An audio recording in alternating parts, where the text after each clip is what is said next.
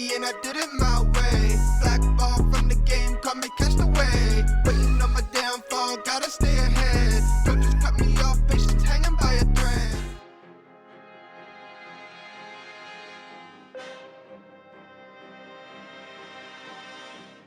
Welcome to the Queen's Court.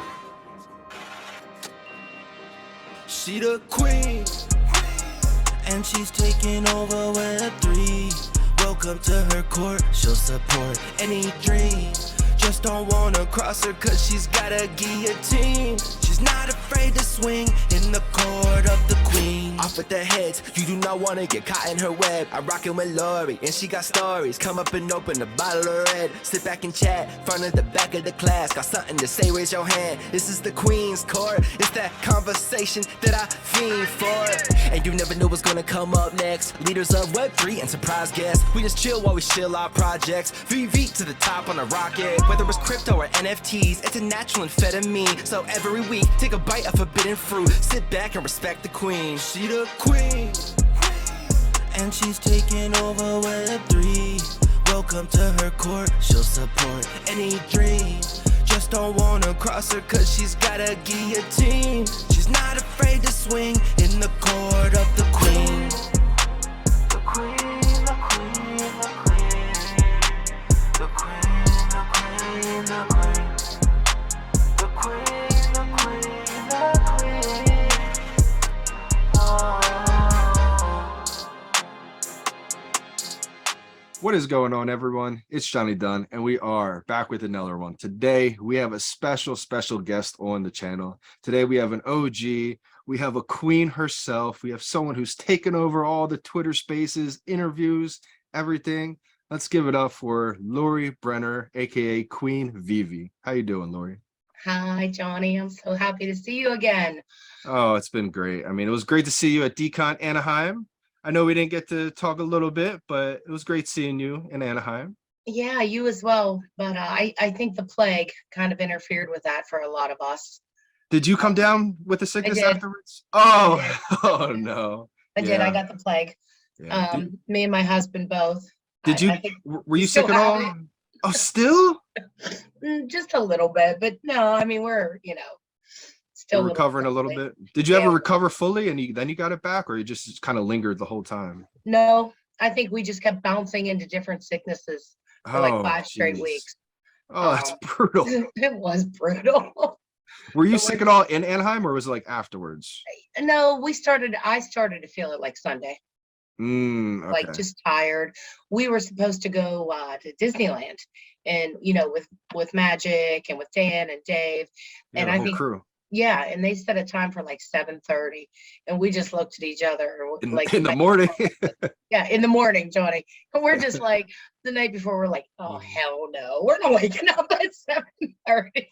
Yeah, that's rough. That's rough. So yeah, we ended up kind of having to skip that and a few other things, but it's all right. It's funny. I missed my flight Sunday night, and I think everybody was going to Disney. What, Monday, right? Monday was that? Right. And so I should have scheduled my flight for that night, but I did it in the morning, so I wasn't able to go. You wouldn't have been able to get a ticket anyways. If that makes you feel any better. That's true. And the good news is too, I got to stay an extra night in Cali, and it didn't cost any extra for my plane ticket. So good. Another night at Jeff's house. Did you go bowling? Did you go to bowling? I did. Yeah, we went bowling. That was a fun night. We didn't make it even there. It was already starting to, you know what I mean? Creep in and up. Okay. So that's all right. There's going to be more. There's going to be plenty. And I was talking to some other people, 2023 is going to be a big year for these live events, and especially 2024. If things are still down in the economy, I could see maybe 2023, a lot of people pass on some events, but I think in the next couple of years, things are going to get crazy for sure.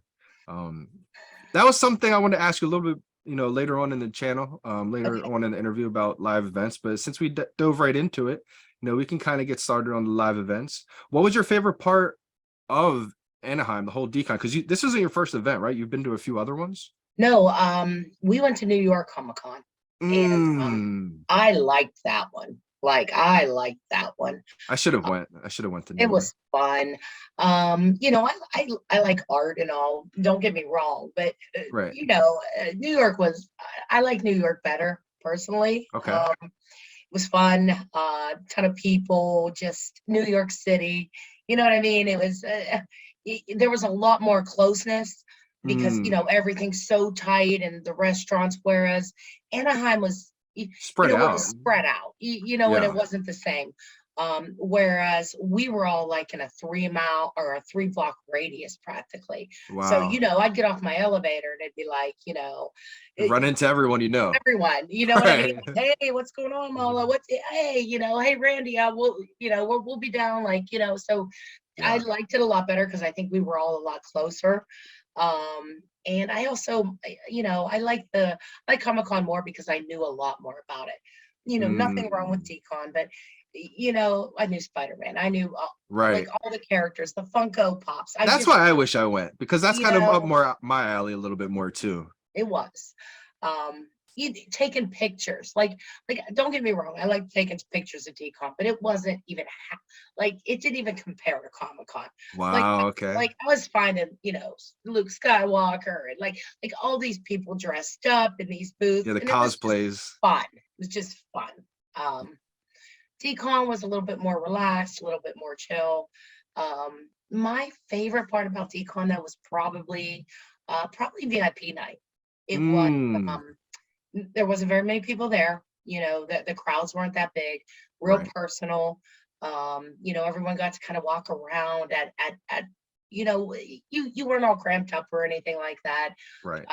So I enjoyed VIP night. That was my favorite night. It was worth the extra $20. I mean, it wasn't that much. Yeah, it wasn't really, that much. So that was probably like my favorite night. Sanjay's party was right after that at Dave and Buster's. He put on a great event. It was a great event, but that Dave and Buster's was so awful. Me and my husband are used to going to Dave and Buster's. And it'd be like a chaos, crazy time, probably. Oh my gosh. Like we play, the clown game. Like we love killing the clowns, with the baseballs. You gotta kill the clowns.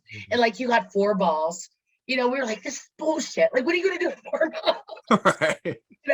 We like the little, he likes the football game where you throw it into the holes, the basketball game, the little baseball game. Like all the games were broke, but we still managed to spend like $200 at Dave and Buster's. Oh wow. We probably spent more time at Dave and Buster's than with the people. But, really? Yeah. Oh jeez. But no, we split it about half and half. But that night was fun as well too. There were a lot of good artists there. There was, yeah. I'm surprised. Yeah. Got to meet Sabet, really nice guy, great artist. Was he doing hand drawing paintings there for people too? I saw. Yeah, that's awesome. Yeah, he did a Queen VeVe, exclusive for me.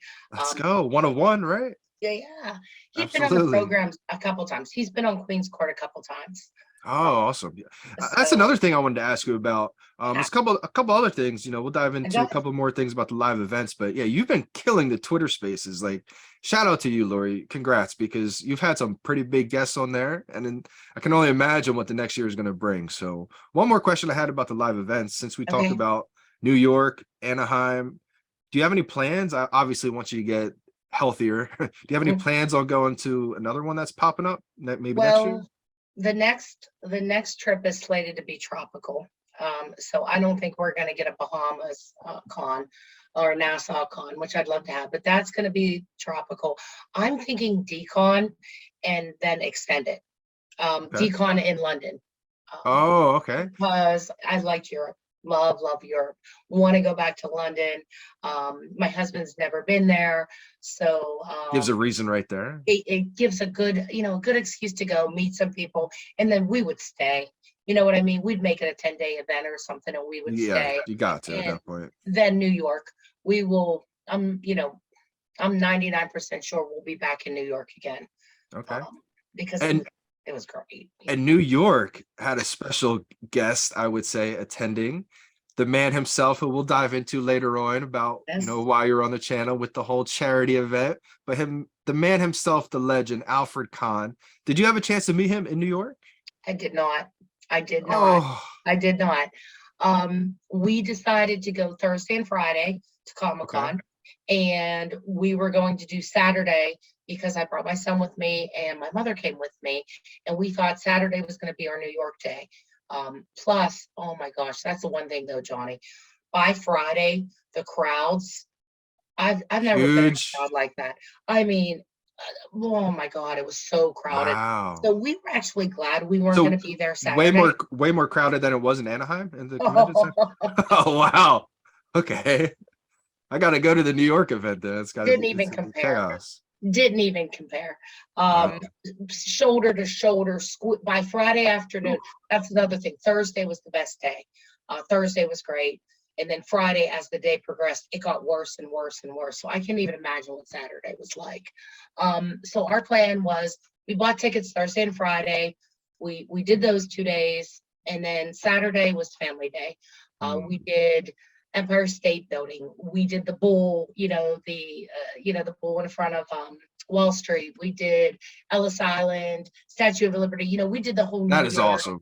tour. And then Sunday morning we headed back to Pittsburgh. So we drove. So couldn't Wow. afford, to miss another day of school for my son. Right. So no. And I was kicking myself I'm like, are you kidding me? We missed out. We missed out. Oh my God, we missed out. We were really upset. But I got a chance to make up for it. Definitely. You had him on the Twitter Spaces, I think a couple times, at least once, right? It was a pretty big Twitter Spaces. You hosted it. You did an unbelievable job. Talk about that a little bit. How did that come about? And how were you able to get the man, the myth, the legend on there? Yeah. You know what? I was able to reach out to him, and I wrote him a really sweet note, and said, and I told him, what I wanted to do and how much we wanted to hear from him. And very surprised that within a day, maybe it was 2 days, he's like, tell me more. Oh, that is awesome. Well, okay. So I told him a little bit more about it, and he was like, sure, why not? And I was like, wait, what? You know what I mean? Like, wait, right. So that is amazing. Yeah. And we just started talking back and forth. And, eventually, we came up with a date. It took us a little bit of time. And he came on. But I think one of the reasons was Comic-Con. He saw, wow, people want to talk to you know what I mean? I don't mean it like that, but I might have just opened it up a little bit. Like, this is real. Like, I don't think he knew how many people wanted to hear from him and wanted to talk to him, and really thought a lot of him. He might have heard it from like David and Dan, but then like him actually, like you said, seeing it at Comic-Con. Yeah. So yeah, that was that was probably one of my biggest spaces. I mean, I think we had like 600 people, 650 in there at one time, and it's received like 10,000 listens on Twitter. And so that's amazing. It was a big one. But have you ever thought about putting them on YouTube? Johnny, I don't know what the hell I'm doing. I'm going to be perfectly honest with you. This is fun. Like, this is just something that I love VeVe. I love talking about it. Right. I love going to the events. And the reason I started Queen's Court was there's a lot of YouTube channels, right? I mean, especially nowadays. Yes. Yeah. I mean, and nowadays, you've been around, right? You've been around for a while, but there's so many YouTube. And I'm like, do we really, do we need another YouTube person? So more the merrier. Yeah. Yeah. And I always say you have amazing content too. Like, I could always help, show you how to start the YouTube channel, and you don't have to do anything if you don't like being on camera or whatever the case is. But I would just say people who, because there's some people that are on like YouTube or Instagram and they may not see it on Twitter. I know. I would just repost the recordings of all your Twitter spaces just right on YouTube, and you could put a simple background, just like a VeVe background, and people would just tune in, listen to it before they go to work, or maybe before they go to bed or something like that. I think it would be. I mean, you don't have to do it, of course. No, but I think, that's a good point. Sean had mentioned that, but I'm not, like I said, I really wasn't even. You know what I mean? Like, this kind of just started out because there's a lot of YouTubers, and they stay in YouTube and they do really great content, and I get that. But then sometimes when you're listening, it's hard to just keep one way. 100%. You know what I mean? Especially if you're like me, who who likes to talk and ask questions. And, Right. even when I'm on live streams, like, I love when you do live streams or when Randy does his live streams. The problem with that is that you'll say, okay, well, like, what do you think about, X? And, I'll put it in. And then, like, you're way past the conversation. You're like now a half an hour away. Right. And you'll say, House of X, I don't know what you're talking about. You know Right. what By I the time you see the comment, right. Yeah. Right. Stuff. So, it's really hard to do that and then follow up. Like then if you actually realize what I'm talking about and you're like, oh yeah, House of X, I think You this, might not even be there. like, I might not even be there. Or by the time I put a follow-up question in, I'm 30 down again. So it's like, Right. that got like that was kind of hard for me. I did that for probably 7-8 months. All I did was just watch you guys, you, Cavell, Randy, I'm trying to think, and Comics and Crypto. You guys were probably like the staples of the 4 people that I just watched. Appreciate that. And, but then it's like I need more. I need Mm. more back and forth and why. And what do you think about Some more engaging live type conversation. Yeah, Right. I understand that. So that's when I hit Twitter. And oh my God, Twitter's scary sometimes. It can be intimidating. It's intimidating. And fortunately, I'm not a wallflower. So I would just get in and just start That's the best way to do it. rumbling. You know what I mean? Like Yeah. the first time I think I ever spoke, I was actually going in because, people were really being rough on Sean from Oh, Comics geez. Crypto over those slabs. And I think Oh, that I was- remember those days. Oh, yeah. I think that was my debut onto Twitter. And I was like, that's enough, like stop it, it was rough. Yeah. And, then from then on, I spent a lot of time in the Twitter spaces, but then I noticed there really wasn't, there's nothing really organized. Like you guys know a comic comes out, you're going to click on Sleeping, My Collectibles, and Comics and Crypto, and you're going to be able to hear all the relevant, all the pertinent facts, etc. Right. There's on the drops, which I want to ask you, you probably got by the Gym 83, like while you were in the middle of Siberia with no cell service, with your big toe, that was frozen. I don't know. But, I saw all these venues and all these outlets, but when we got to Twitter, there's no structure on Twitter, which is good in some cases, right? We're like a Anybody can freestyle talk all over. anything. But on the other hand, there was nothing really organized. I mean, we had Back of the Class, but that's really centered around, the people within the community, which is great and what they like and their music, and Alex G's space on Fridays, which is Don't AMA. So that's, that's not VeVe. Right. And then we have Orange Bag Lady, but a lot of her focus is on art. So there was really nothing, there was no program or no format of, Q&A one that existed in Twitter.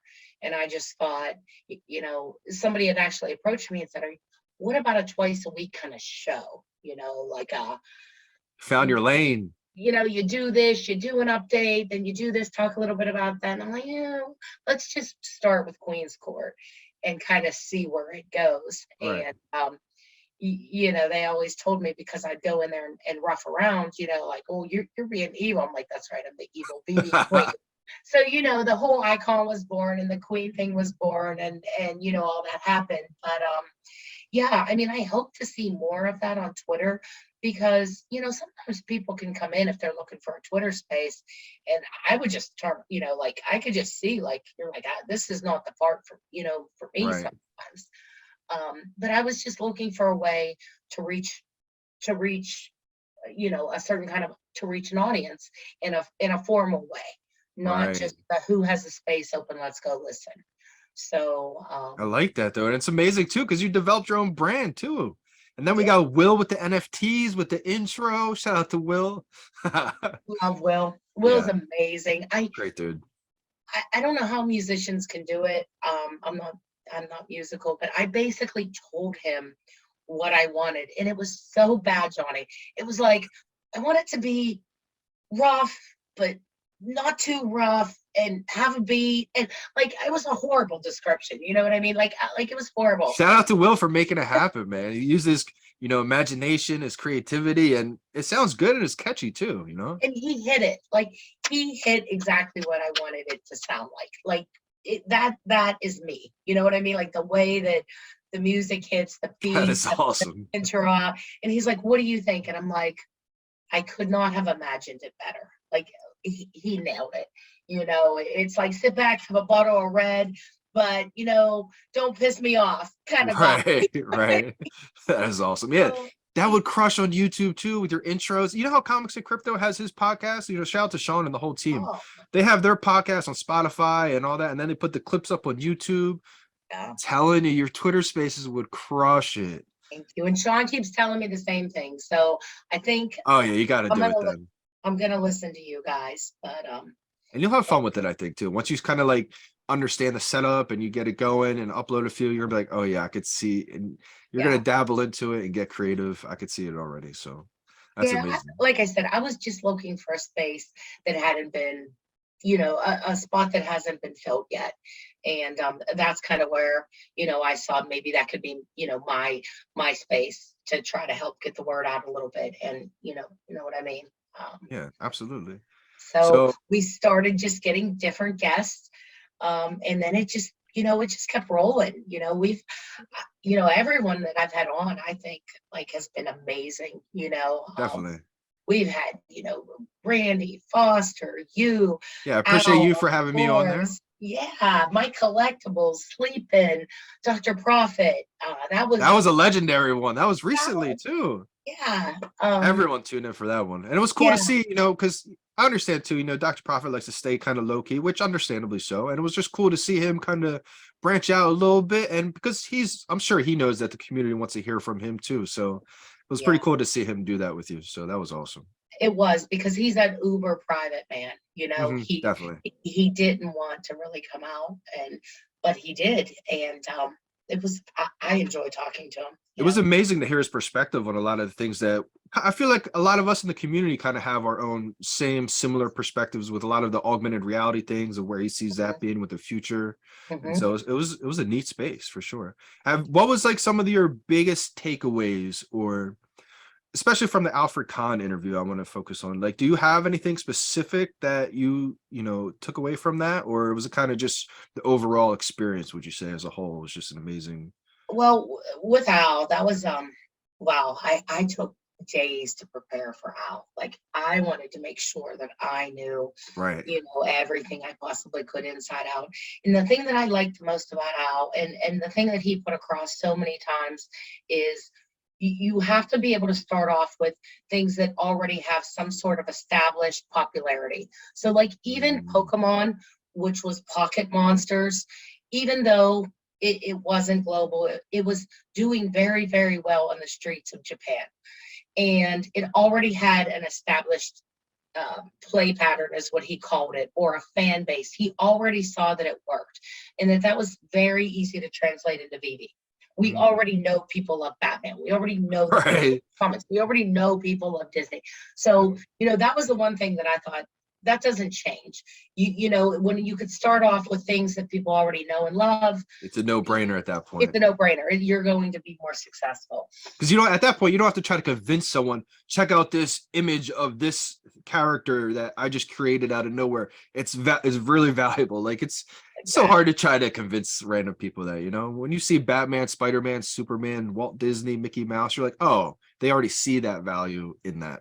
Absolutely. So that kind of, reinforced right away, like, all right, absolutely. Then he talks about being a disruptor, that he's real big on disrupting. And he doesn't mean it, in a negative way. Disruptive isn't necessarily negative, but, he talks about changing the game and coming up, with new ways of trying to make it, that we wouldn't even, consider. That's very disruptive to the way things are now.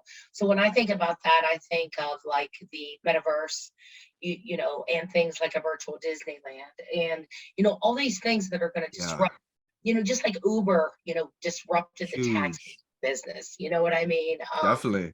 when you say disruptive, the first thing that instantly comes to my head, you thought of like the metaverse and the virtual Disney World, 100%. First thing that comes to my head is music. And if and when VeVe disrupts the music industry with digital collectibles and music as NFTs on VeVe, I think that's going to be a whole nother game changer too, because Yeah.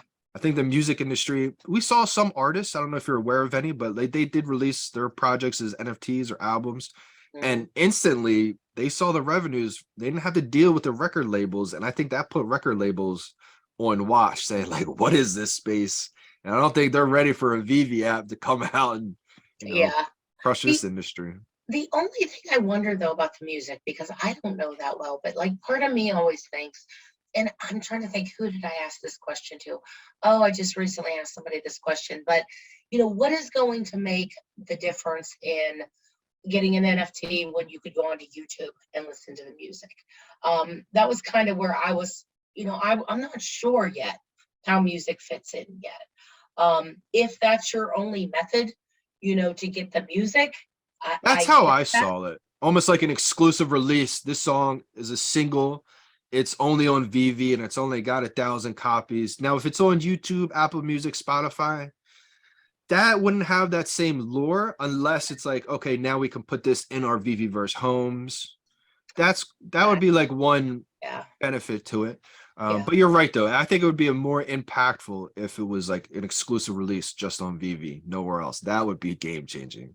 Or tying it to a physical concert, that would be cool. Huge. POApping them, and you wouldn't even have to have every single one. They could do drawings, randomize that, etc. Like if you own a, whatever, you own a single, up for 100 of those people are going to get the utility to go to the concert or something like that. Yeah, that'd be cool. First 3 rows, or they can do things like that, just like the Back Cow project had the chance to go see the premiere of Black Adam.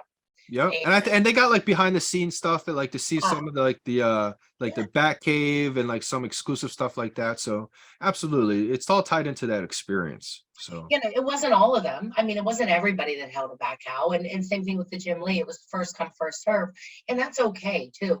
But if they could start to make it, or I don't know, people like to say they're concert tickets, that's your ticket. It's an NFT, they're in like, I have them in like boxes and put away, like, oh my God, look, Bon Jovi. I remember this. I had on my jean jacket, my hair was this big, and but I still have that stuff, like some of those things. So imagine if like that was an NFT of the like those, and like whenever you could have that in your house and you could show people in the metaverse, like, okay, yeah, I went to that concert and here's what was played. Right. Oh my God. So that's kind of where I would see it if it's going to be disruptive in the music industry. That's a good point. Intertwine some of those physical, attributes and stuff to it. Definitely. That kind of ties me into what I was going to ask you next is, are you into any other platforms other than just VeVe collectibles? Like, are you in other projects or anything like that? I am heaviest into Autograph. Oh, autograph.io. Okay. Yep. Autograph.io, because I'm a big sports fan. Same. Let's go. Pittsburgh Steelers fan. Okay. The hope is I gotta support. They're still not, right? They only need like 23 people to lose a game and to win, but it's okay. It's okay. Slim hopes. There's still a sliver of hope there. We're not the Browns. True. Or a Browns fan. Which my husband is a Browns fan. Rough season for him. Rough season. They got Deshaun Watson. Maybe he turns out to be decent. Who knows? With the Browns? I feel like it doesn't matter who they get a quarterback. They'll find a way to lose somehow, but hopefully they're turning the corner. I'm still perplexed why Baker. The only thing we could think of, the man was so hurt and he still showed up. Their first winning season, they won against the Pittsburgh Steelers at Pittsburgh, which hasn't happened in like 20 years. And there had to be more to it with that story. It What feels like there was more to it. I feel like he had to just be a giant like ass or something, and none of us knew, because Like to behind the me, scenes, it feels he like was something. coming out bruised and battered, and they were still like, I don't know. That's an enigma. Like, He's looking decent for the Rams right now. yeah, I know. I think there was so much more to that. He was making commercials. He was like, I don't know, and he had a winning season. So I don't know. Wasn't I heard rumors like him and Odell didn't get along. There was like something going on when he was there for a little bit, Odell. I don't know if that played a part or not, but I don't know. Who knows? Behind the scenes stuff. Who knows, I right? don't know either, but I was really shocked over that. So I'm like, yeah, they're just gonna ruin that. But anyways, big sports fan. So even though I'm a Pittsburgh fan, you got to give respect where respect is due. And Tom Brady, say what you Stud. want to say, what you say, want to say. He's the GOAT. Right Hate him or love now, him. You gotta respect it. you got to respect him. I'm not a big, you know what I mean? Like whatever. He's still the GOAT. Yeah. You know, and for the foreseeable future, I don't see anybody even coming close to him. I mean, Johnny, he has over 100,000 yards, for goodness sake. Like, Oh, that many. Oh my gosh, I didn't even know that. Holy cow. he just I broke agree. that record. Mhm. I agree. So that was the drop, and he was the founder he's a part owner of co-founder of Autograph. Right. Yep. So it's Tom Brady and Dylan Rose, and I thought first on the blockchain, Tom Brady, GOAT. I got to. I have to. That's probably a good one to get. Have to. And then after Brady, I didn't go Brady. I went the hardest on.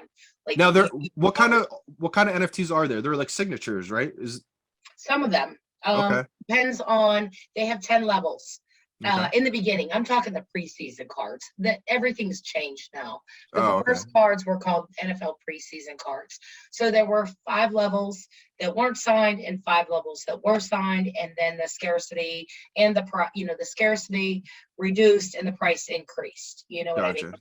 I mean? So I went in pretty heavy on the Brady cards. Those were Okay. our biggest investment, which those just like everything else is.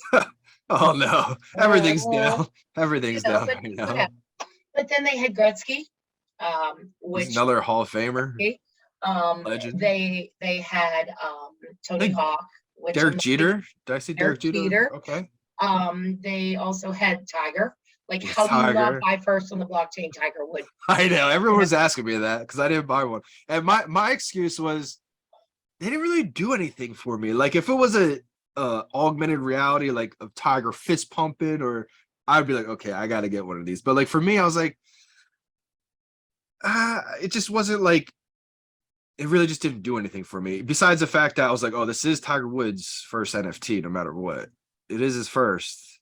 I'm holding out until I see like a animated Tiger swing or him putting it, fist pumping with the red Polaroid. Like that's something that I get excited for. So it may not be his first, but whenever that comes out, I'm getting that one. So you're not one of those first from the blockchain diehards. I'm not necessarily either. I don't know where I'm at with that yet. Right. I'm actually not, to be honest, Okay.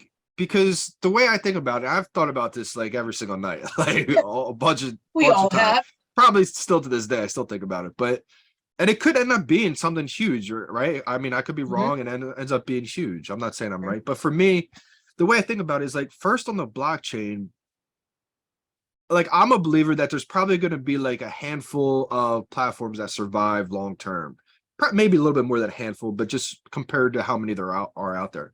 And so the way I was thinking about it is like, if first on the blockchain is from this platform, this one, how's that going to work in the future? Like I kept thinking is like, are people just going to get on every other platform just to get the first on the blockchain? Or, and how I'm kind of thinking it's more so going to be the bigger platforms that do survive, like the first appearance on those platforms are going to end up being the ones. Now, if the other platforms still surviving and it's like that one's the first and there's people on it and it's a community around it and it's big enough, that might end up taking the cake. But for me, I would get excited once I see that animated Tiger in augmented. It doesn't have to be on VeVe. I would love for it to be on VeVe. I'd be pissed if it wasn't on VeVe, but that's what gets me really excited. Like something I can really visibly see, like in augmented reality. Maybe I'm just used to it now because of VeVe, but Yeah. that's See, I go back and forth. I'm with you on that. I don't know because, like, here's what I think of. Like, okay, let's just take Black Panther, and people say first in the blockchain. My thought is, let's say this goes the way we think it's going to go. In 10 years from now, there could potentially be, 100 Black Panthers, and is anybody going to care, or are they going to just like the nicest one, the big, because the one that is most the like shape flips, and you know what I mean. right. So I'm not convinced either with first on the blockchain. I don't even know if people are going to care or be able to read it.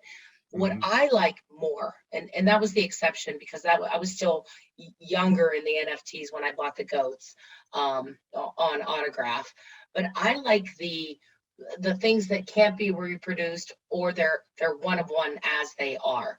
So like we could have 100 Spider-Mans, we could have 100 Swamp Things. I'm just throwing it out there, but you're only going to have one partner's statue. Like it's an exact replica. The comic, they're exact replicas. I like those things a little bit more Same. than just, like I said, we might end up with thousands Spider-Man NFTs. Right. And that's the thing too. I do agree with that. I like it with the physical counterpart because you're used to something in the real life. It gives you that automatic, sense of value. Like this is Marvel Comics 1 in the real world. This is Marvel Comics 1 in the digital format on VeVe or whichever other platform you're on. So right. And if there's a Marvel 1 version 2, that's real clear. That's version 2. Right. And I think there will be at some point, like later on, 5 years from now, they could re-release it as a second print. And they do it for real, right? Exactly. Yep. Absolutely. All right. So you're definitely into autograph.io. You got a few different collectibles over there. You went hard on the Tom Brady. Good choice though. I think long term, that's one to probably go hard on, I would say. And I went hard on the Huddle Pass as well that he had. Okay. You got live events, you got t-shirts, you got clothes, and then in March, we get to go to Tampa, have a party with Tom and his friends. So really, now that is awesome. That is a pretty cool part of the utility right there. So that makes it special. So that's the thing where it's not always about the price, right? Obviously, we want our investments to go up, but like even if they're down, you still have cool things you get to go and attend. Absolutely. So Absolutely. that's awesome. But in addition to that, I haven't really gone real hard on anything else. I mean, I got the chance to interview Matt Mason Okay. For the back house. So I do want a back cow and Superman comic and a couple other Hey, did you pick one up in the market, or were you as lucky as me and somehow landed on the drop that day? I did not land a secret rare on the drop, Johnny. I still can't believe it sometimes. I'm like, this is a dream. I check it sometimes just to make sure it's the right one. You were on my stream that night and you were like, I didn't have any connection. Nothing worked. It was the craziest story, Lori. You were like, don't repeat the story because people are going to be pissed. People are going to be pissed in back house. They had a drop today, right? The comic. Did you get this comic? Yeah, I did not. I'm going to go with the Grail. So I'm waiting for, Detective Comp, for Experience Batman's. Right. Now, I bought a lot of NFTs, Johnny. Like your luck will come back to you. Your luck will come back. A lot of NFTs right now in my possession. So, we're just you know what I mean? You got to kind of start to save. Before it was no holds bar, like boom, boom, boom. Now, a little bit more. It's crazy how things have changed from just the top of last year till now. Things changed dramatically, drastically fast. Even Gym 83, the prices on the Gym 83 are. Like if this was, top of last year with 250 editions for the ultra rare thing, 100 and something for the secret rare, like just a 10,000 edition. 3 months ago, even 3 months ago, and I think there would have been a difference. I do too. But that's okay. First appearance of Thor. It's shout out to Comics and Crypto, Sleep at Comics, my collectibles. This is pretty big comic. Did you hit that on the drop? We did. I hit a common. My husband hit a common. My son hit an uncommon, and then we went and picked up a few. We picked up an ultra rare, nice. a rare, but not a secret. because that's another thing where I'm still not sure of. I sit there and go flip back and forth between common and secret. And I've fallen on the common side. I know. But I just feel like that's what people are going to see. That's what they're used to. That's what's going to be the most cherished. I don't know. Maybe I'm You know wrong. my feeling on it. I feel kind of the same way. But also, you know what I've been thinking about too? The exclusive covers. Now I've always found it interesting that the exclusive covers on VeVe are the rare and the ultra rare. I always thought, well, does that mean the secret rare cover is going to come out at some other point on another platform? If the ultra rare and rare are exclusive to VeVe, what are the other ones? It'd be interesting. But I mean, even if they did come out on another platform, these would be like the first run, probably a more limited edition. I've always said, I take this from Gary V, because I get in the habit too, sometimes thinking this or this or that. And Gary V always says it's and, not or. Yeah. And that's what led me to think like a hardcore collector is probably going to go for them all. Yeah. But for me, kind of like what you just said, I want something that I already know. So like when I look up the price of the Marvel Comics one that just sold for however much, I look at the cover and I'm like, the same thing. The same thing. Yeah, so yeah, I'm with you on that. But I don't know. I'm with you. We don't know. We could, and they could both, and we hedge. There are some exactly. Yeah, secrets on, but I'm just saying I tend to be more of a common gang. You know what I mean? Kind of girl. Unless they're exclusives, like some of the VeVe exclusives. A good artist like Begley. He's a really well-known artist, and he's Garbage Can Spidey. Okay. That one. But he's like one of the top 3 Marvel artists ever. Wow. And that was really iconic. The first VeVe cover exclusive, we have that one.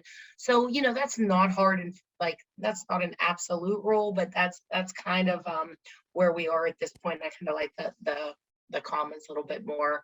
Are you more so leaning with the comics over collectibles, or is it kind of split? Or because I know you like the IP stuff. I know coming from the New York Comic Con, you have to like some of these collectibles. I do, but I've evolved. Like I said, I love the ones where the collectible is a one of, I don't want to say a one of one, but like I said before, we can have 1,000 Spider-Man. Even if we get another Walt statue, it might be a different color or in platinum, but it's still going to be the Walt Mickey statue. It's still as is. And now I'm leaning a lot more towards, not just the random, and even this Darth Vader. Like Darth Vader, we can have thousands of Darth Vaders. Would I rather have a Darth Vader, or would I rather have a Mickey and Walt? I'd rather have a Mickey and Walt, because once again, there's Darth like this and Darth like that. And if that first blockchain doesn't really matter, and I don't really buy that. So no, but as I've developed, I like more and more of the real for real, like the real thing. And I understand that. It feels like a safer play too. Probably feels like a safer play. Yeah. Absolutely, it feels like a safer play to me. But we were talking about other areas.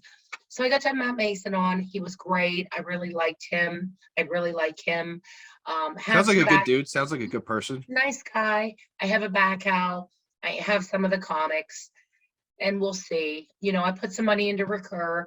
Got the first couple packs of Rugrats, Kitty, and Care Bears, but just a couple packs. Kind of dibble and dabbling. Smart move. Little, because just in case. Right. You never know. That's smart, And other than that, I think that's it. I think that's the only thing I'm on. Oh, and I recently went for the not Top Shop, NFL All Day for the I've heard about that. Okay. I had the Immaculate Reception, and sadly, 2 days before the 50th anniversary, Franco passed. So it was like, he passed the day before or the day of the Immaculate Reception. It was right around then. It was all over TV, news, everywhere. So I was fortunate enough. I didn't get the $750 one. I got the $70 pack. But other than that, no. VeVe's my main. The other ones are just, if they're IP, I like it. But no, I'm really probably least involved in any of the OpenSea type of projects. I, like you said, a green, bear cow. It might be great, but you got to convince and build the base and all that. Yeah, You it's a know, lot more work with that.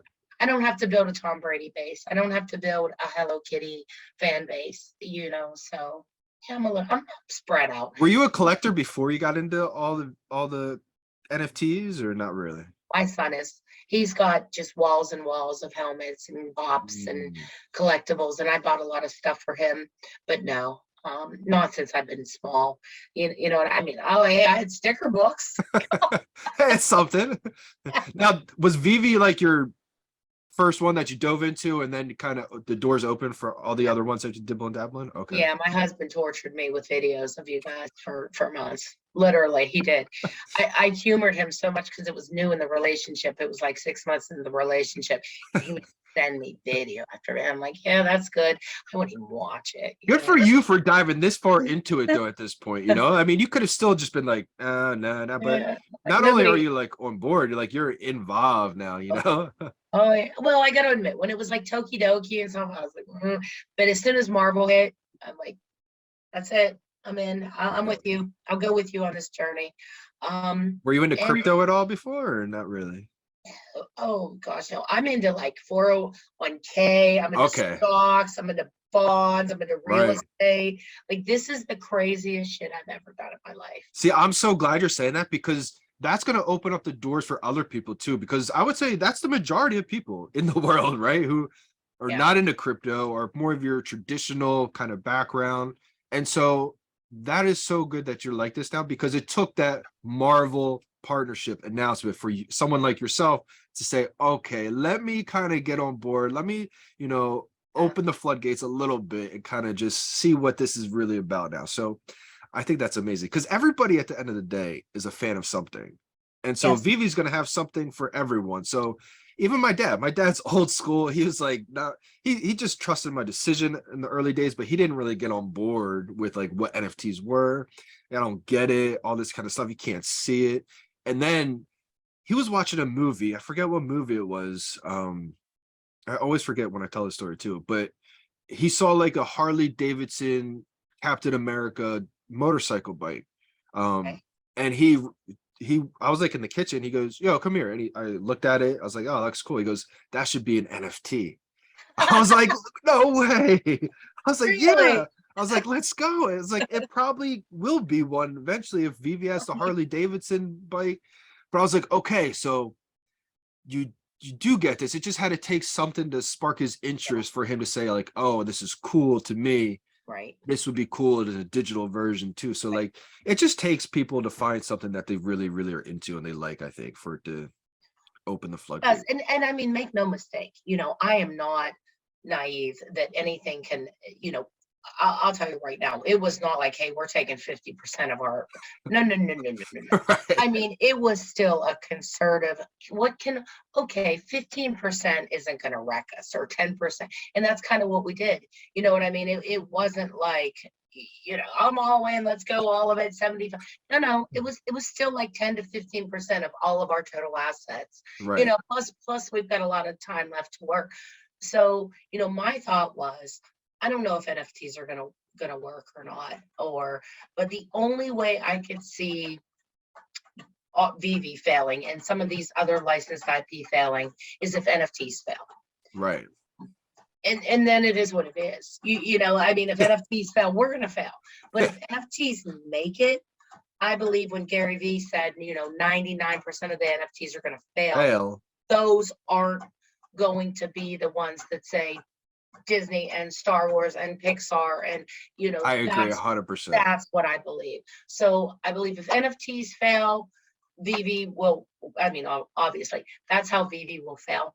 But if NFTs make it, if there's a chance that they make it, it's gonna thrive. It's gonna be unstoppable. And honestly, if Walt Disney Corporation would have showed up at my door and knocked on my door and said, hey, I can't tell you anything about my project, but you want to get involved with me? You want to put a little bit of money? I'd be like, huh? Yeah. No. Yeah, they're not going anywhere, you know, they're going to be here for a while. And with Omi, I wasn't a crypto person. My husband was. He was, he was around 2016, 17. He saw the ups, the downs, Okay. and I did all my investigation. I looked up things, but the thing I liked about Omi is I couldn't find anything where a crypto, currency was tied to what I believe is a company. Exactly. It's they're actually making money. millions. Right. Like, no, you don't see. I couldn't find anything else like that. You're So I'm right. like, all right, Omi. If once again, if VeVe fails, if NFTs, but these are linked together. Ethereum. There's no home base there. There's no product that they're selling. Selling out of in 2 seconds. They don't have it. They just In a have bear click. market, like it's We're crazy. still making million. I mean, we still made $1 million last week on drops. Like, Exactly. There's so many cryptocurrencies out there that literally just don't have a product. They're just not making money. And it's like I've seen all these tweets from people recently, like putting Omi in the market cap of this other cryptocurrency. And like if it has the market cap of Doge, Omi is at like 7 cents or whatever it was. Right. It's like, oh my gosh. The way I see it, you probably have heard me talk about this on live streams or whatever for so long. I look at it like when music went digital, because it didn't happen overnight. I mean, looking back at it, it might have felt like it happened overnight, but we went through the wild, wild west of LimeWire, Napster. People said it's never gonna last because this is just too crazy. And Yeah. I look at Napster and LimeWire like OpenSea NFT space. It's the wild, Mhm. wild west. Mhm. And it took a few years, maybe even a handful of years, really, until we had premium licensed digital music from iTunes, Yeah. Spotify, Apple Music. And then it was like a handful of years after that to where it became like standard, the norm. Look up music, Right. let me go to Apple Music, Spotify, even Yeah. YouTube Music, but like the streaming of it. So I see the digitization of the music industry so similar to the digitization of the collectible industry, which is happening in front of our eyes right now. Yeah. So I think it's gonna be wild. I mean, I did. Dr. Prophet had a post of kind of like the future and the metaverse and stuff, and it was by it was Meta. Zuckerberg put it out, and it's like 4 minutes. Oh my gosh, watch that if you get the chance.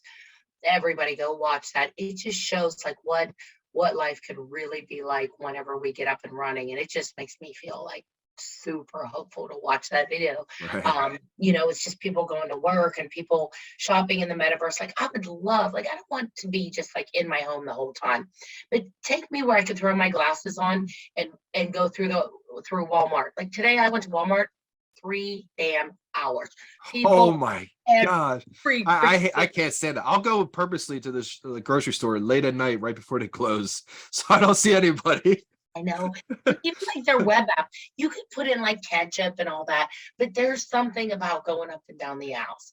Like, I don't ever want to not do that. Like, that's hard. You know what I mean? Yeah. But like, if you put your glasses on and you're walking up and down and you just press the button, see your running total, and then it comes to your door, like that's the kind of thing I see. Or, hey, scan my body. Let me go shopping for clothes.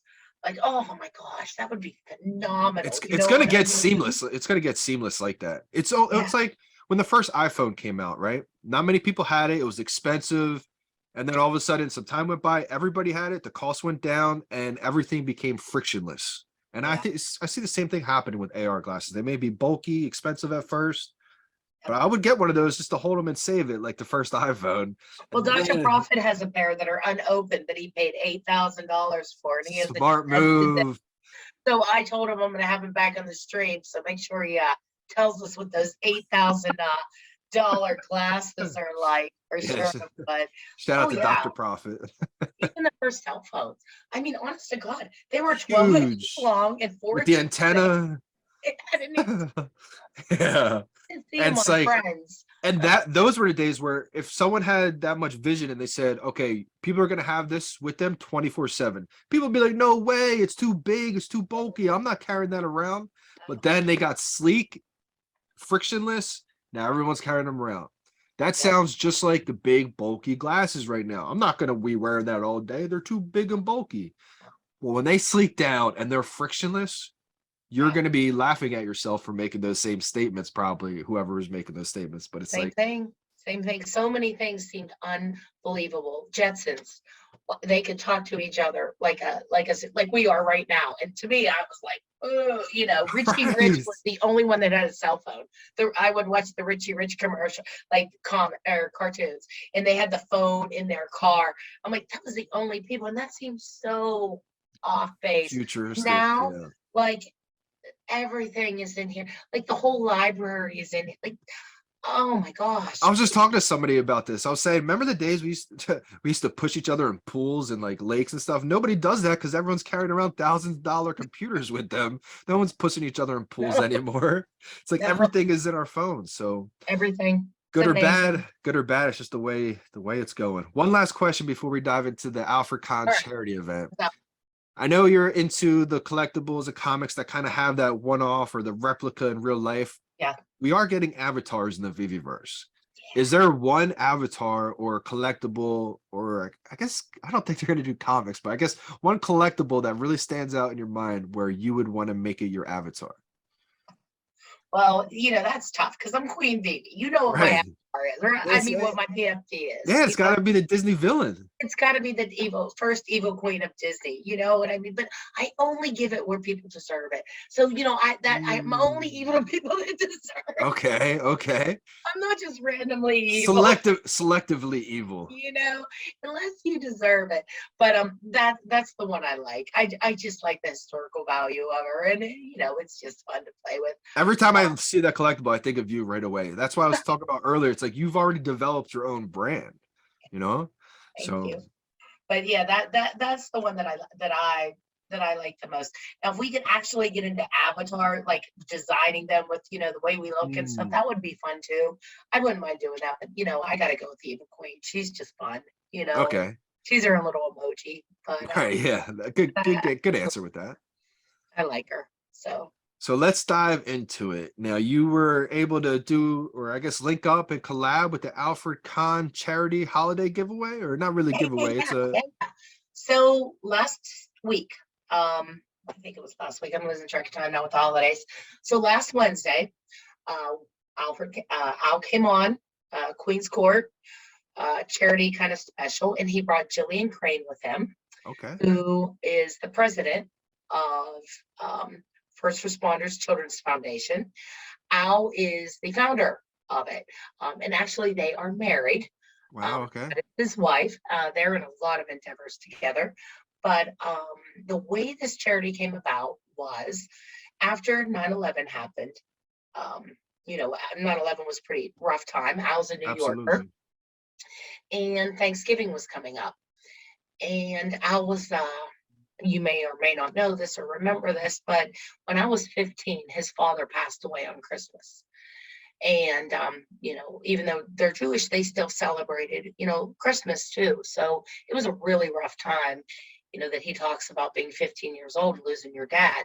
So after 9/11 happened, obviously, you know, the month was September, it started to get to be around, you know, early November. And he started to think, oh my gosh, we got a bunch of children out there that this is going to be their first holiday without a mom or a dad. And he knew firsthand how painful that was. So he had an idea that he was going to find a place for Thanksgiving where he can go rent a place out in New York. And after a $700 hotel room, I can't even imagine what he paid to rent this damn place out. But he finally found an ESPN zone. Remember those? Yeah, absolutely. And I don't even know if they're still around. I haven't seen one in a while. But he found one of those. He got permission from the city, and he threw together just catering, breakfast, everything, you know. And that's then amazing. He got all these toys. I mean, girls' toys, boys' toys, ages, infant on up, and ended up having 800 children who had lost, you know, one or unfortunately both of their parents in the 9/11 tragedy. And, you know, there's still pictures you can go back and look at, but, you know, it made him so happy, even if it was just for an hour or two right? Right. Just to take your Whatever. mind off things. Absolutely. They got to watch Macy's Day Parade. They got to go in and out of it. They got to open up gifts. It was wonderful. So after that passed, I was like, well, this is going to happen, every year. And as long as we have first responders out there who are, putting their lives on the line. I mean, not to say that, other people don't lose parents, et cetera, for different reasons, but, this is a choice.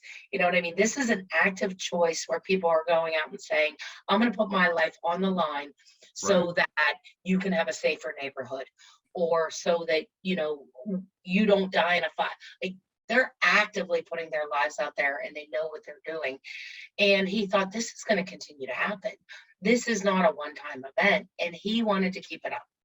So in 2002, he actually, solidified this and called it the First Responders Children's Foundation. It was founded in 2002. It is on its 20-year anniversary. It's one of the very, very few post 9/11 charities that is actually still up in an existence. Wow. And they've just carried it on. So not only do they continue to do their annual Macy's Day Parade and gift and all that, they've really expanded it. They do college scholarships. They do something called the Toy Express, where they have gone to over 267 cities, I think was the last count, passed out over 500,000 toys in the past 3 years around this time. So when I met with Jillian, she was actually out with the LA Rams, working with them, passing out toys for Christmas with the Rams. And they call it the Toy Express. For first responders, they've also included not just ambulance, fire, police, they've also included that to the front lines of the medical professionals, who are working out with COVID and things like that. So, they're just out there passing out toys. In addition to that, they also have bereavement assistance and financial aid assistance, which is great. And then, my favorite that I just recently found out that they do is they are somehow notified when a child of when a first responder dies that has a child. They do the legwork, find out the age of the child, their likes, their dislikes, what they need, what they want, and they put together a package. Wow. Right?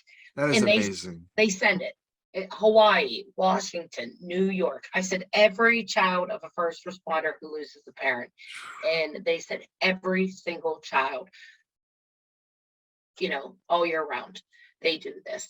So, it's a great charity. Currently my mother's going through, her mother not being in such a good place. And she's in her mid-60s. My husband's in his 40s. He's seeing his mother right now, not in a great place, and they're having a hell of a time. I can't even imagine what it's like to be 10, 12, 8, whatever. I can't even imagine seeing, two grown adults going through this kind of pain. So, to us, it just, it hits so hard. So we wanted to, I wanted to put something together to try to help around Christmas, raise just a little bit of money and kind of do our part. So what did you, I'm sorry, I don't want to just keep going. No, keep going. Okay. Okay. So what we're doing is I decided I was going to go and I purchased, my donation was purchasing 2 Pokemon cards. And Al's part of this is providing signatures on those cards, which, by the way, there are less than, we don't have the exact count, but we know there's less than 10 that are signed by Al, Pokemon cards. Less than 10 in the world. In the world. And the first ones he's ever signed were at New York Comic-Con. And we also know a lot of those were personalized as well. And that does kind of make a little bit of difference in the collecting world. I don't know if you know sports cards, one that says to Johnny versus, anyways, but he'll sign it however you want to sign. I'm surprised, real quick, I'm surprised that's his first time ever signing Pokemon cards was in New York for the Comic-Con that no one ever asked him. And even when it was one of our Discord moderators on my way asked him. And that's on my way.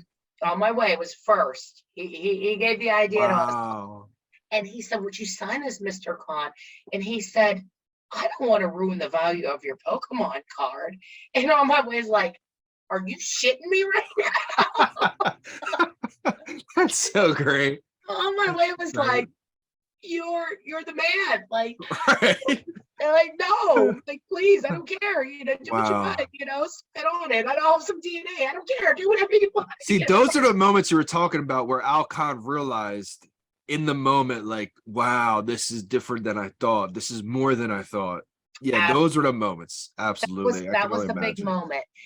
And you know, he was worried. He said, no one ever asked me because they probably didn't want their Pokemon card ruined, you know. So, you know, on my way, I was like, you know, no, sir, please, you know, please sign my card. So, you know, we kind of thought, so we know that there are less than 10 people, 10 cards that were signed. That is awesome.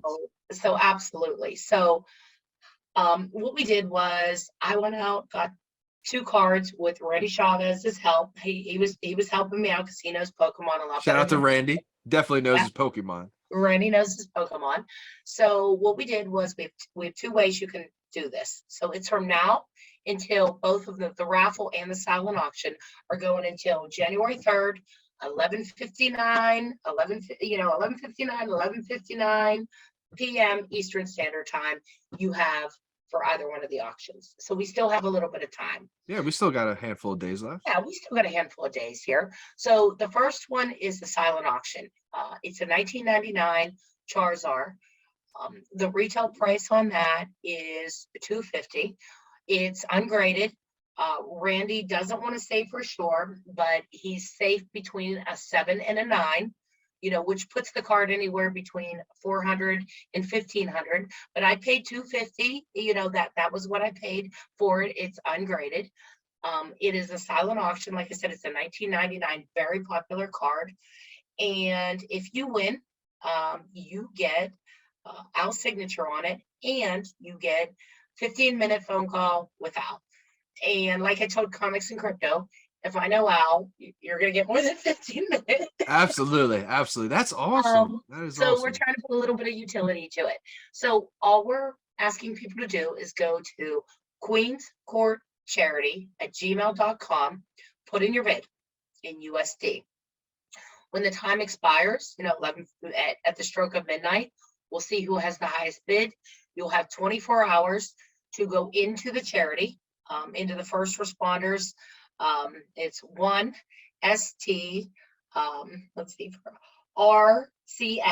rcf.org, and donate that amount that you pledged directly to the charity, credit card, bank transaction, Venmo, PayPal, and give me that receipt back. As soon as I see that, tell me how you went out to sign the card, and I'll coordinate, you know, all that and get it shipped to your house, and, you know, picture of Al signing it and all that to authenticate it. That's the silent auction part. Amazing. And I'll put all the details of that in the description of the video on YouTube when it gets uploaded. So when you're tuning in, you'll definitely be able to check it out in the description down below. And tell us about the second option now. If you guys didn't want to do the silent auction. We know everybody can't afford maybe whatever this card's going to go for. I don't know. We know everybody's not, you know, a baller and full of money at Christmas time. We get that. So there's another way that you can enter. So this is a 2003 Gyarados holo, and those are much more limited. They're really popular. They're, you know, one of the most iconic Pokemon cards there is. That I also paid $250 for, ungraded. But that can fluctuate. And what you will get with that is the same thing as far as the signature goes, but that one doesn't come with time without. That's just a signed card. So you will do the exact same thing. We go to the website. There's a big red button as soon as you click on the website that says donate now. Super easy. Click donate now, put in your information. You will see a confirmation. You can either take a screenshot of that, or you'll get an email, send that to Queen's Court Charity, and you'll be assigned a number. Now, if you want to, you know, if you want to put $100 in for, you know, 10 chances, great. You know, we're not limiting the number of entries on this. Oh, that's amazing. And then what I will do is I will collect, you know, all the names there, and I'll give everyone a number, send that out, make that public on Twitter. You know, Johnny Dunn, you're number 38. And then I'll be on Randy's stream, Randy Chavez's stream, and we're going to do the randomizer. So if we have 10 people or 100 people, you'll know your number going into it. You'll be like, okay, I'm whatever, I'm number 38. Right. And then click, you know, I'll be just like this, and I'll do it in front of everybody, and you'll get it. We also have Bread, Brock McBreadcat. Yeah, his name's a tongue twister. Yeah. He's also donated 10 fishes to us. Oh, that is awesome. Shout out to Brock. Which That's is awesome. really great. And we had MC1, My Collectibles, not Mr. MC1, My Collectibles, we call him MC in Twitter. He's donating 3 of his drop heads. Oh, that's awesome too. That's cool. And then Comics and Crypto assigned Teenage Mutant Ninja Turtle, who Al was also, you know, very influential. It's a huge part of that as well. So even if you don't get the card, you know, Randy and I are just going to sit around and randomize, you know, go through with the randomizers. And that just is awesome. Okay, here's for the card, here's a fiche, next one, and we're just going to keep track, and we'll be able to just it's gonna be a fun time. Yeah. Sean will send the comic to someone, I'll send the card, and then we'll be able to get people's MetaMask for the fiche. The fiches. Fiches, that's correct. The fiches, Multiple. the deck of fiche, I don't know, and yeah, whatever it is, and the drop heads. So you know that's the way it's going to go. So QueensCourtCharity at gmail.com, and put in your silent auction bid or send in your receipt. And on the receipt, we just want to make sure there's a transaction number. And as long as it's a unique transaction number, you know, you can't use the same receipt for 10 entries with different people. You know, we're going to be tracking that. Don't be trying to sneak anything. Yeah, you know, we're going to track that. But as many entries as you want is fine. And I've even realized, like, I did say unlimited entries of $10. But if you throw in $100 and you send that to me, you'll get 10 numbers. Oh, that's cool. So each $10 a raffle or a raffle chance. And it goes to a good cause, like you were saying before, you know, an amazing cause for, you know, I'm gonna have to enter at least one. I'll get one ticket in there. Give me one. Yeah, just one. That's all we have. The winning number is gonna be 77. So whoever gets 77, that's gonna be the winner. Me and my sevens. It's gonna be you, Johnny, because it's always I'll freak you. out. I'll freak out. Okay, so tell me. So wait, would you tell me about Jim 83? That you didn't get one? Or you So I did get one. I just got a high mint common. I ended up buying a 3-digit common, and I was going to buy an ultra rare because what I like to do is I like to get my low mints, and then I like to pair them with the ultra rare cover. I have a couple secret rares. I don't have that many secret rares, but ultra rare just gives me the ability to get a few that I like because of the price point. It's got the exclusive cover, and I like the art on a lot of those covers. There's a few secret rares that I might like a little bit more, but aesthetics wise, not the edition count wise, I like a lot of the ultra rares a little bit more. Yeah, we did the exact same thing. We bought an ultra. My husband bought it at 200. I'm like, but it's okay. I think it went down a little bit from there, but I mean, it's only have 250 editions. Like stuff like this scarce, and this popular. That's like the combo right there. So may have to dollar cost average into that one. Absolutely. And if you talk to the comic guys, they can't believe comics for years until the movie comes out. Like, you know, sometimes they'll sit on those comics for years and years until, you know, something comes around and then they liquidate them. So, you know, this is nothing for them. But yeah, we're really excited for the charity. Like I said, the silent auction, really, you know, you'll get a great card, you'll get it signed, you'll get to talk to Al, you know. That's amazing. You know, and the raffle, everyone has a chance. Like I said, we're going to do it live. All the money, all the donations, you know, nothing's coming through me. Everything's going directly through charity. Plus, if you're having tax issues and, you know, everyone needs to kind of do a little donations. Well, some income brackets need to do some donations at the end of the year. My donation perfect cause VeVe directly. Right. Right. So, you know, all taxable, all on their site, and all going straight to the charity. So Amazing. Amazing. What a good cause. I'm so glad, Lori. Thank you so much for hopping on. You know, it's amazing to have you on the channel. Talk a little bit about your background, how you got involved with VeVe, the whole Alfred Kahn Charity event. Yeah. Make sure you guys go at least, you know, do a little something. I'm going to at least get a $10 ticket.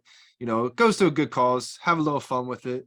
I'm excited, or I'm going to be excited to see you on Randy's live stream, celebrating all the winners. So with that being said, make sure you guys go follow Lori Brenner, Queen VeVe on Twitter, soon to be on YouTube.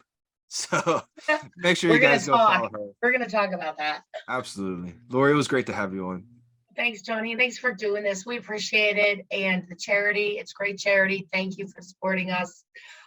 Al, thank you for supporting it. You have to come to New York Comic-Con because we might have to get together for those who help support this. So let's go. Let's go.